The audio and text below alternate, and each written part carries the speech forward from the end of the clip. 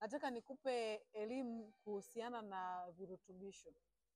Kupitia virutubisho ambavyo vyenye viwango vya ubora na vimethibitishwa na wataalamu maalum na sekta mbalimbali za afya, unaweza ukaimarisha afya yako. Ikiwa wewe una changamoto ya muda mrefu sana kupitia mfumo wa damu, changamoto kama vile pressure, kama vile sukari, kama vile changamoto ya stroke, faida ya kutumia virutubisho ambavyo vina viwango vya ubora, kwanza kabisa havina kemikali.